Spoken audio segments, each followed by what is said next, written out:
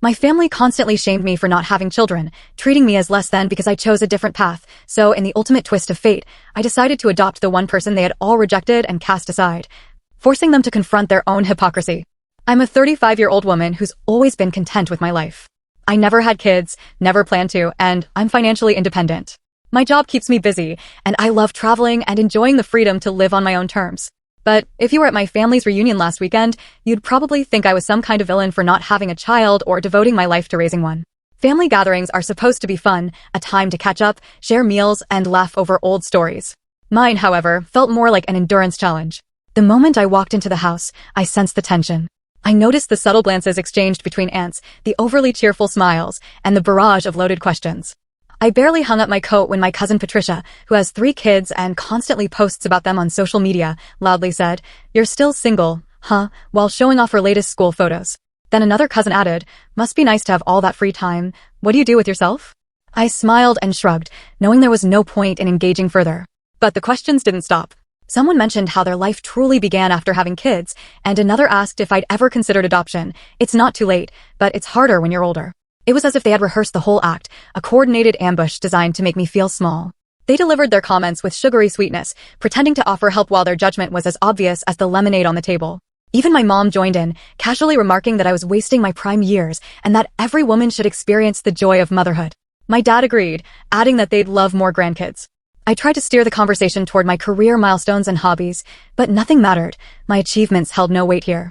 In this family, the only currency was diapers, report cards, and holiday photos. Then the topic shifted to my younger sister, Laura. Growing up, she was the golden child, beautiful, charming, and always the center of attention. If there was a spotlight, Laura was in it. But things changed when she got pregnant at 21, dropped out of college, and fell in with the wrong crowd. Addiction, poor decisions, and eventually, she vanished from our lives. The last time I saw her was years ago at a court-mandated family therapy session, ending with her storming out.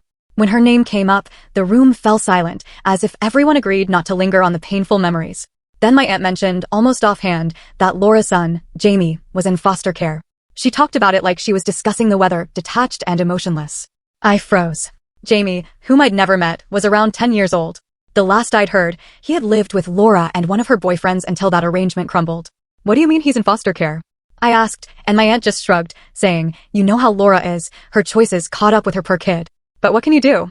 I looked around, hoping someone would offer a different perspective, but everyone went back to their conversations as if Jamie didn't exist.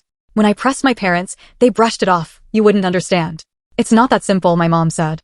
The rest of the evening blurred as I couldn't stop thinking about Jamie, a 10-year-old boy abandoned by his mother and ignored by the very people who should have cared for him, all while they lectured me about responsibility and family values.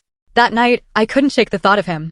I began researching his situation and quickly discovered that Jamie had been in the system for a while, shuffling between homes. The more I learned, the angrier I became. How could my family pretend he didn't exist? How could they criticize me while ignoring a child in need? The next morning, I called a social worker to ask about Jamie's case. It wasn't a decision I made lightly. I knew it would be messy and complicated, but I couldn't stand the idea of him being forgotten. If my family wouldn't step up, maybe I could. This wasn't about proving a point or silencing their judgment. It was about ensuring Jamie got more than the hand he'd been dealt. Update 1. I spent the next day making calls to learn how I could meet Jamie.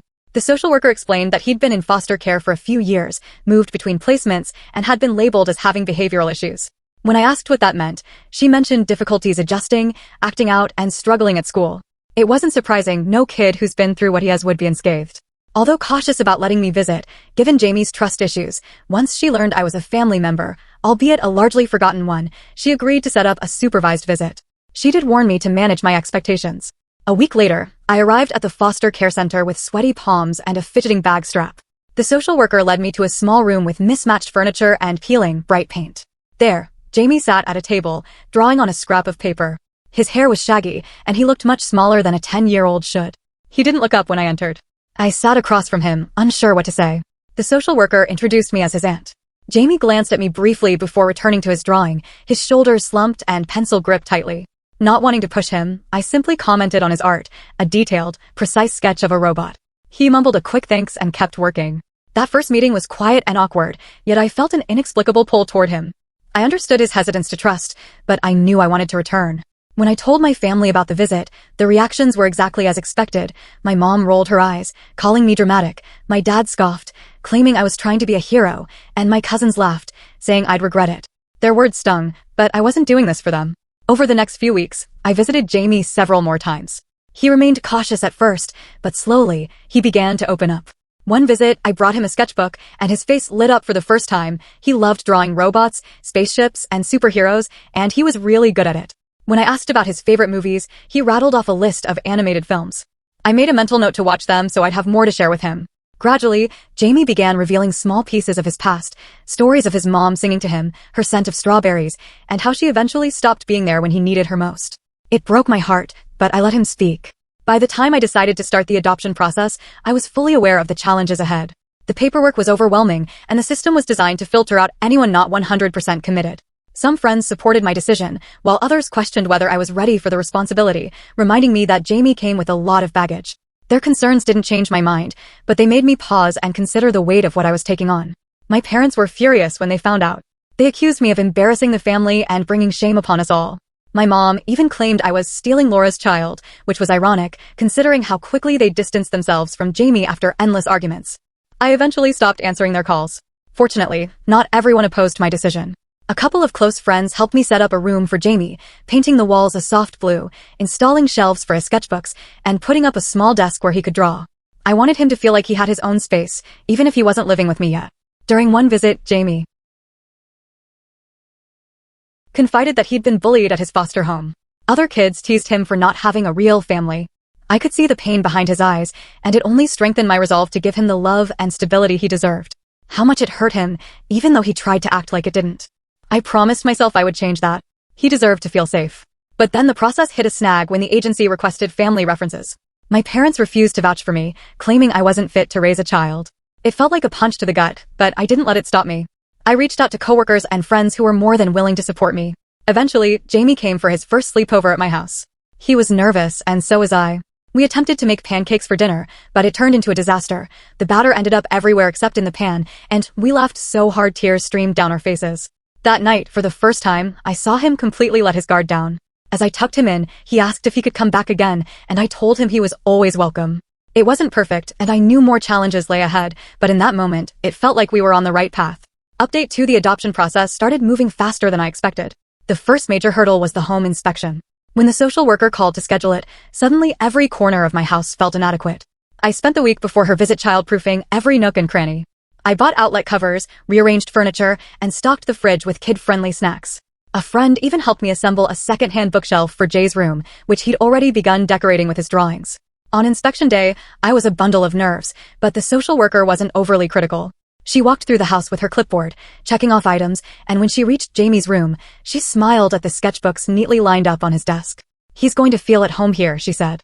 That was the first time I felt I might actually pull this off. Then came the financial strain. I hadn't realized how expensive the adoption process could be: application fees, legal costs, and the unexpected expenses of setting up Jamie's space. Every time I checked my bank account, a pit formed in my stomach, but giving up wasn't an option. I cut back on extras, skipped takeout, and even paused my gym membership, focusing every spare dollar on the next step. A few weeks later, I got a call that the custody hearing was scheduled. I needed to provide proof that I could care for Jamie long-term, which meant gathering financial statements, employment records, and personal references. The social worker reassured me I was on the right track, but it was still overwhelming. During one of Jamie's visits, he started calling me Aunt instead of using my name. It caught me off guard, but I didn't correct him. He also asked if he could hang glow-in-the-dark stars on his ceiling. We spent the afternoon placing them, and later, when we turned off the lights, his smile lit up the entire room. But then came another blow from my parents. I learned they had written a letter to the court stating I was unfit to adopt Jamie. They called me selfish and claimed I lacked the experience to raise a child. The letter was brutal. I hadn't expected their opposition, but having them actively sabotage me felt like rock bottom. I hired a lawyer to counter their claims and began gathering testimonials from friends and coworkers who could vouch for my character. One colleague recounted how I'd helped her during a tough time with her kids, and a neighbor mentioned that I'd always been reliable and caring. Those letters gave me hope, but it hurt to know my own parents were trying to block me from helping Jamie. Meanwhile, Jamie began opening up more during our visits. One afternoon, he told me he'd always felt like he didn't belong anywhere. He said foster care felt like being passed around, as if nobody truly wanted to keep him. Hearing that made me even more determined to give him a permanent home. For the first time, he talked about his dreams, like becoming an artist or visiting a big city. It felt like a breakthrough. As Jamie's birthday approached, the social worker mentioned he'd never had a real birthday party. I decided to throw one. I invited a few of his foster siblings along with some kids he'd recently met at school. We kept it simple: pizza, cake, and a small art station where the kids could draw. When Jamie walked into the living room and saw the decorations, his eyes widened. He'd never been celebrated like that before. At the end of the party, he hugged me and called me Mom for the first time. I didn't react outwardly, but it hit me hard. It wasn't something I'd expected or even thought about, but hearing it felt right. The custody hearing was the final hurdle. On the day of the hearing, a distant cousin I hadn't spoken to in years showed up unexpectedly. She told the court how ashamed she was of our family for abandoning Jamie and how much she admired what I was doing. Her testimony was unexpected but powerful. Jamie also spoke during the hearing. He told the judge he felt safe with me and that he wanted to stay. His voice shook a little, but he got through it. By the end of the hearing, the judge ruled in our favor. I was granted custody and Jamie officially became part of my family. It was a bittersweet victory. I knew my parents and most of the family would never support me, but I realized I didn't need their approval. What mattered was Jamie and the life we were building together. That night after the hearing, Jamie moved in permanently. We made spaghetti for dinner, and though it wasn't perfect, we laughed through all the mishaps, just like during his first sleepover. Later, we started a scrapbook to document our journey.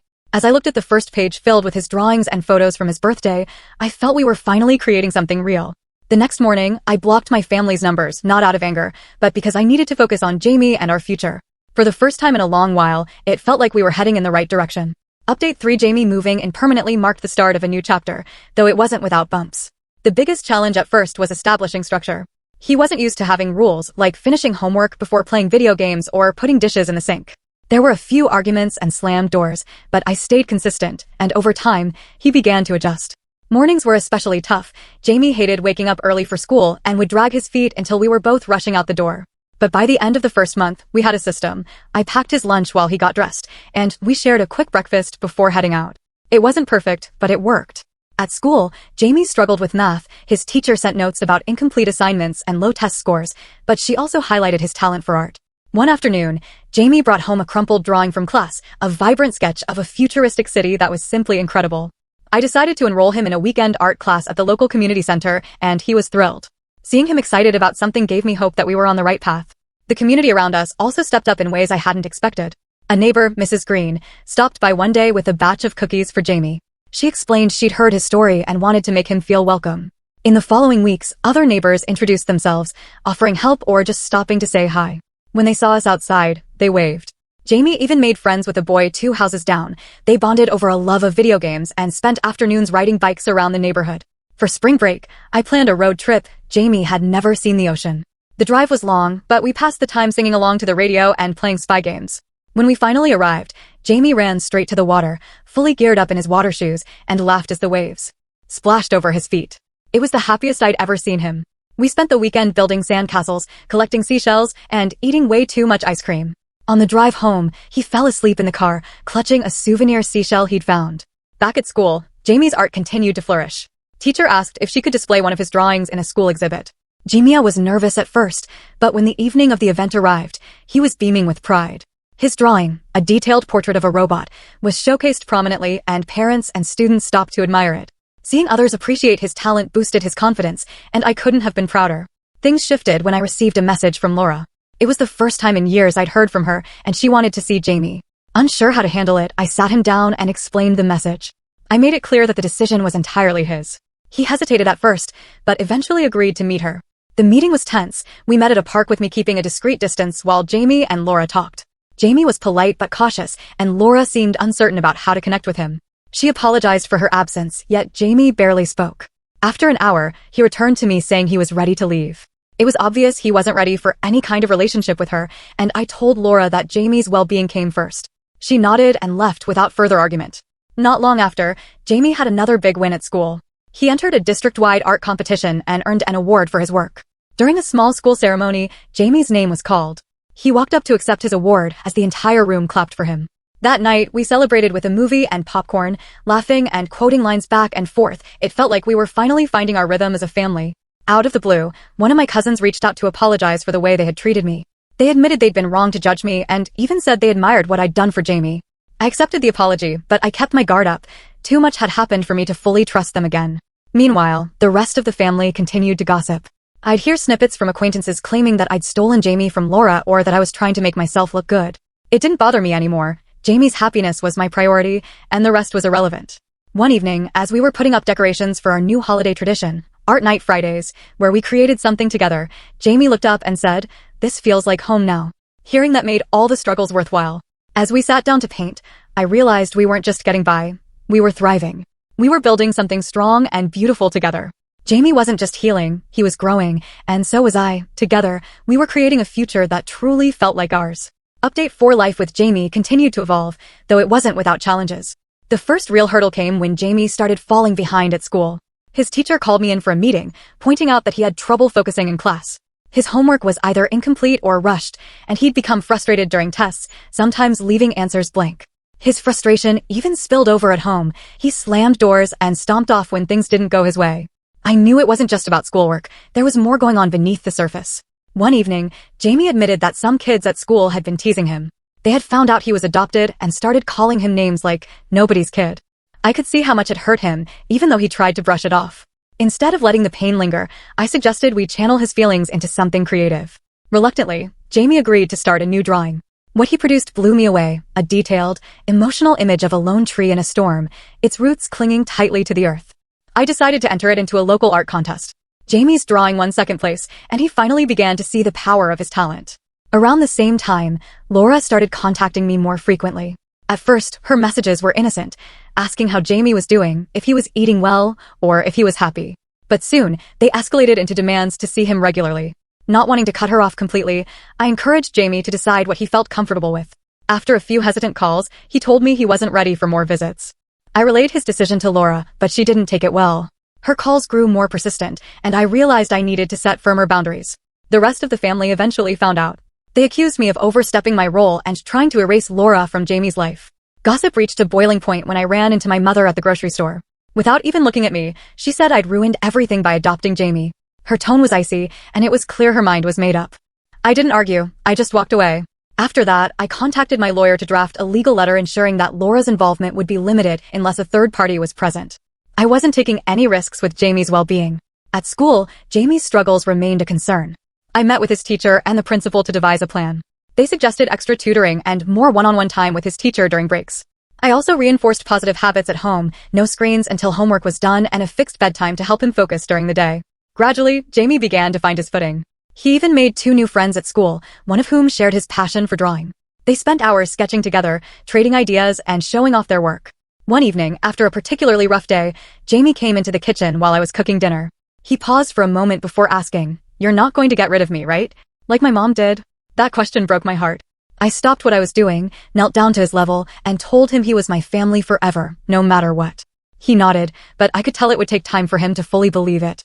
A few days later, a long, scathing letter arrived from my parents. They blamed me for tearing the family apart, demanded that I make amends, and claimed I'd caused irreparable damage.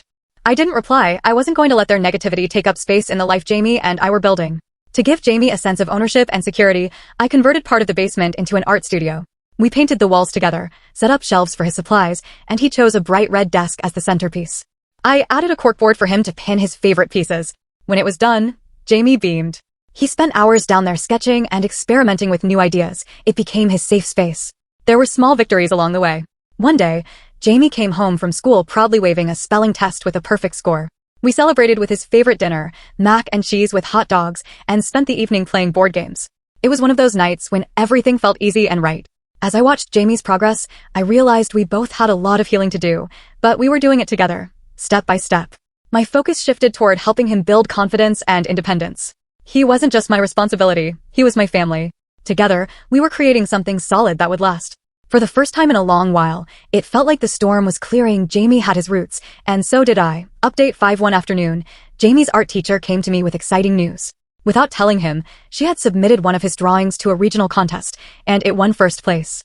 The contest organizers wanted to feature his work at a school-wide assembly and present him with an award. When I told Jamie, his face lit up with a mix of pride and nervousness. The idea of standing in front of his classmates terrified him, but I reassured him that he didn't have to say much, just accept the award and smile. On the day of the assembly, Jamie dressed in a collared shirt, fidgeting nervously with the cuffs. When his name was called, the crowd erupted in applause. He walked up to the stage, clutching the microphone awkwardly. After a moment of hesitation, he spoke in a shaky but clear voice. "Art helps me say things I don't know how to say out loud. It makes me feel like I'm not alone." By the time he stepped off the stage, the applause had turned into a standing ovation. However, the celebration wasn't without complications. After the ceremony, while taking photos with his art teacher, Laura showed up unannounced. I noticed her lingering near the back of the crowd, looking hesitant. When Jamie saw her, his expression changed from excitement to confusion. Laura approached cautiously, but her presence immediately created tension. She began talking to Jamie, and her words quickly turned into a defensive tirade about how she'd been trying to reach him and how I was keeping him from her. Jamie froze, unsure of how to respond. I stepped in and calmly told Laura that it wasn't the right time or place. Her voice rose, drawing the attention of nearby parents and teachers. I firmly asked her to leave, and eventually, she stormed off, muttering under her breath. Jamie's excitement about the ceremony was dampened, but we managed to salvage the day with ice cream and a quiet evening at home. I knew I needed to set stronger boundaries, so I contacted my lawyer to ensure Laura couldn't disrupt Jamie's life again without consequences. A few days later, Jamie was unpacking a box of old belongings I'd stored in the basement when he found a small photo album filled with pictures of him as a baby and toddler, most of them with Laura. He brought the album to me, and as we flipped through the pages, we sat together looking at the photos. I answered his questions as best as I could. It was a bittersweet moment, but it gave Jamie a chance to process his past in a safe space. Meanwhile, the family drama didn't slow down. My extended relatives took to social media, accusing me of stealing Jamie from Laura and spreading false stories about manipulating the system. Their posts were harsh and full of lies, but I ignored them. I didn't need their validation, and I wasn't going to let their toxicity affect Jamie. Unexpectedly, Anna, the cousin who supported me during the custody hearing, reached out. She had seen the posts and wanted to defend me publicly. She wrote a heartfelt post calling out the family's hypocrisy and praising me for stepping up when no one else would. Her words carried weight, and soon, public opinion began to shift in my favor. At school, Jamie's principal called me to commend his progress. He said that Jamie had become a role model for other kids, especially those struggling with confidence. Hearing that filled me with pride. Jamie's transformation was visible in everything he did. His art was even showcased at a local gallery's youth exhibition, where community members stopped to admire his work. Watching Jamie stand proudly beside his drawings and confidently explain his process was one of the happiest moments of my life. One night, as we were cleaning up after dinner, Jamie looked at me and said, "You're the best thing that's ever happened to me." His words caught me off guard, and I had to step away for a moment to collect myself. Moments like that made every struggle worth it. The family drama wasn't over. One afternoon, my mother showed up at my door, trying to guilt me into forgiving them. She claimed the family was falling apart because of me and that I needed to fix things. I stood firm, telling her that my priority was Jamie and his well-being. She left angry, but I didn't waver. A few weeks later, I received a surprisingly heartfelt letter from Laura. She admitted her mistakes, apologized to Jamie, and promised to work on herself before trying to be part of his life again. I showed the letter to Jamie, and we decided to hold on to it until he was ready to process it. The final showdown with my family came at a wedding I attended with Jamie. As expected, whispers and side eyes started immediately.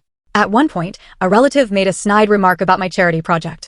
I had enough. I stood up and calmly called out their hypocrisy, reminding them of all the times they had ignored Jamie when he needed help. Then I took his hand, and we left together. Jamie's confidence continued to grow. He started researching high schools with strong art programs and talked excitedly about his future. To celebrate his achievements, we began creating a scrapbook of his journey, our journey, as we glued photos and drawings onto the pages. It felt like we were closing the door on the past and stepping into a new chapter together. Our bond was unbreakable, and for the first time, everything felt exactly as it should.